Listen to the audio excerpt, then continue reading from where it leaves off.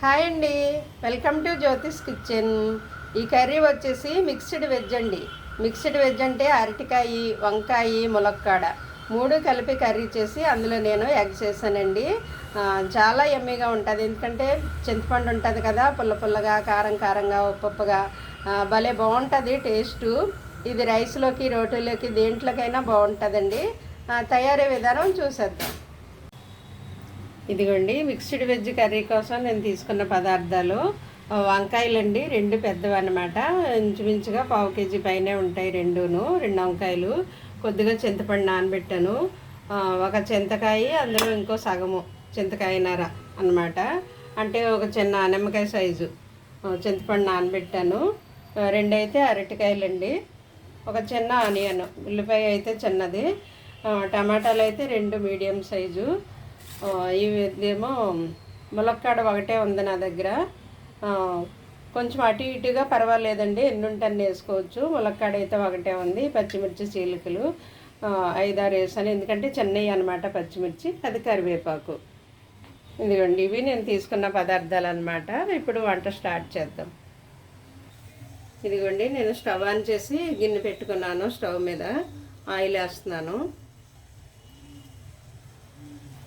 కూర కాబట్టి ఎక్కువ ఆయిల్ అక్కర్లేదండి, 1 స్పూన్ వేసాను నేను.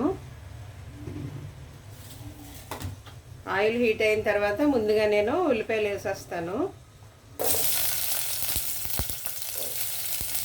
నా దగ్గర 2 అరటికాయలు ఉన్నాయండి, ఒకటేమో ములక్కాడ ఉంది. అందువల్ల ఒకటే కూర సరిపోదు కదా, అందుకు మిక్స్డ్ చేస్తున్నాను అనమాట. చాలామందికి ఇలాగా ఏ కూరగాయలు మిక్స్ చేసి వండుకోవాలో తెలియదు కదా, అందువల్ల చూపిస్తున్నాను. కొంచెం అటు ఇటుగా మీ దగ్గర ఏముంటాయి వేసుకోవచ్చండి, పర్వాలేదు. ఎగ్జాక్ట్గా ఏం లేదు, అటు ఇటుగా ఉన్నా పర్వాలేదు.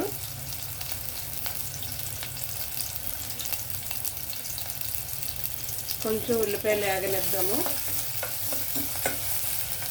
జస్ట్ కలర్ మారితే చాలండి. కొంచెం వేగాయి. నేను ఇప్పుడు ఈ అరటికాయలు, ములక్కాడ ఇవన్నీ వేసేస్తాను. మొత్తం పచ్చిమిర్చి, కరివేపాకు,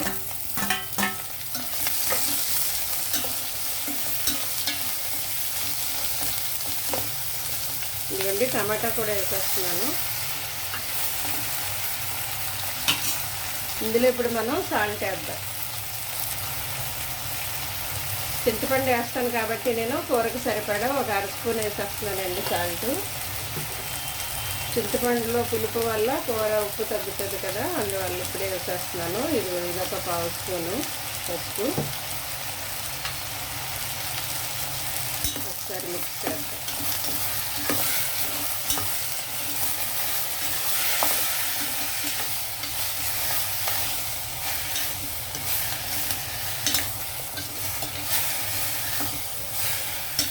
ఇప్పుడు వంకాయ కూడా వేసేద్దామండి.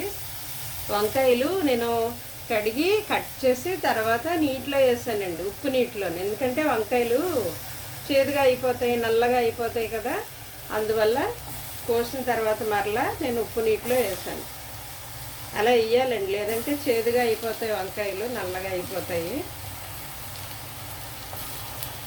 ఇవి ఎర్ర వంకాయలు అయితే బాగుంటాయి, నల్ల వంకాయలు ఇవేమో తెల్ల వంకాయలు దొరికాయి మాకు.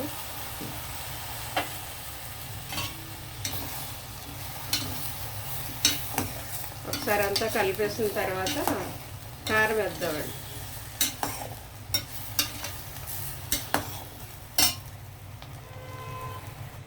ఇదిగోండి కారం వేద్దాం ఇప్పుడు ఇందులోను. ఇందులో 1 స్పూన్ ఫుల్గా వేసాను, ఇంకో 1/2 స్పూన్ కూడా వేసానండి. ఎందుకంటే పులుపు ఉంటుంది కదా, కూరగాయ ముక్కలు ఎక్కువే ఉన్నాయి, అందువల్ల నేను 1.5 స్పూను కారం వేసాను. ఇది కొంచెం మొత్తం కలిపేసిన తర్వాత సిమ్లో మగ్గనిద్దామండి. 1 మినిట్ అలా మగ్గిన తర్వాత అప్పుడు వాటర్ యాడ్ చేద్దాం. ఇదిగోండి 1 మినిట్ మగ్గింది కూర. ఈ కూరగాయలన్నిటికీ ఉప్పు కారం అంతా పట్టింది కదా, ఇప్పుడు మనం నీళ్ళు వేసేద్దాం ఇందులోను, కర్రీలోను. నేను పక్కన వేడి నీళ్ళు పెట్టుకున్నాను. ఇలా అయితే కూర తొందరగా ఉడికిపోతుంది మనకి. ఈ కూరగాయలు మగ్గేటప్పుడే మనం పక్కన వేడి నీళ్ళు పెట్టుకుంటే వేడి నీళ్ళు ఇందులో వేస్తామనుకోండి తొందరగా కూర ఉడుకుతుంది.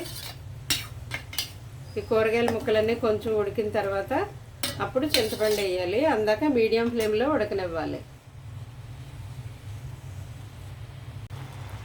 ఇదిగోండి కూరగాయ ముక్కలు ఉడికిపోయాయి. నేను ఇప్పుడు ఇందులో చింతపండు రసం యాడ్ చేస్తున్నాను. చింతపండు ఇందాక నానబెట్టాను, చూపించాను కదా. మరి ఊరికే కలిపేయకూడదండి, ముక్కలన్నీ కలిసిపోతే బాగోదు. ఇలా ముక్కల్లాగా కనిపిస్తేనే బాగుంటుంది తినేవాళ్ళకి. అయితే నేను ఇందులో ఉల్లికాడలు వేస్తున్నానండి. ఉల్లికాడలు ఆప్షనల్, ఇది మీ దగ్గర ఉంటే వేసుకోవచ్చు, లేకపోతే లేదు. ఏ కర్రీలో అయినా వేయొచ్చండి ఉల్లికాడలు. నేను కొద్దిగా కొత్తిమీర కూడా వేస్తున్నాను.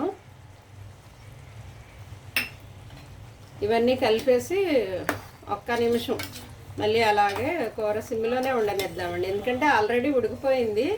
దీనికి ఇంకా చింతపండు పెట్టడమే కదా. చింతపండును ఈ ఉల్లికాడలు ఈ కొత్తిమీర వేసాం కాబట్టి ఇది కొంచెం 1 మినిట్ అలా ఉడకనిస్తే మనం ఉప్పు చూసుకుని ఆపేయడమేనండి. చింతపండు వేసాం కాబట్టి ఒకవేళ ఉప్పు తగ్గిందేమో చూసుకుని ఆపేయడమే. చూద్దామండి మన కర్రీ.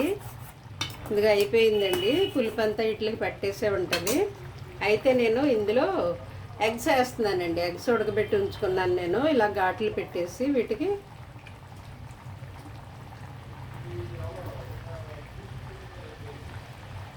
ఇలాగా ఘాట్లు పెట్టేసి వేసుకుంటేనండి ఆ కూరలో ఉప్పు కారము పులుపు ఇదంతా గుడ్లు పీల్చుకుంటాయి, లోపలికి వెళ్తుంది అనమాట. అప్పుడు మనకి గుడ్డు బాగుంటుంది తినడానికి. అయితే లాస్ట్లో నేను మరలా కొత్తిమీర వేస్తున్నాను, ఫైనల్ టచ్. ఓకే అండి, గుడ్లు ఆప్షనల్, మీరు కావాలంటే వేసుకోవచ్చు. ఏ పులుసు కర్రీ అయినా గుడ్డు వేస్తే బాగుంటుంది కదండి, తినడానికి బాగుంటుంది. చూసేవాళ్ళు ఇష్టంగా తినడానికి ముందుకు వస్తారనమాట. భోజనం పెట్టగానే పిల్లలైనా ఎవరైనా పెద్దవాళ్ళైనా ఎవరైనా గుడ్డు చూస్తే ఇష్టపడతారు కదా. ఓకే అండి, మన మిక్స్డ్ వెజ్ కర్రీ అయిపోయింది. ఇంకా డిష్ అవుట్ చేయడమే. Thank you.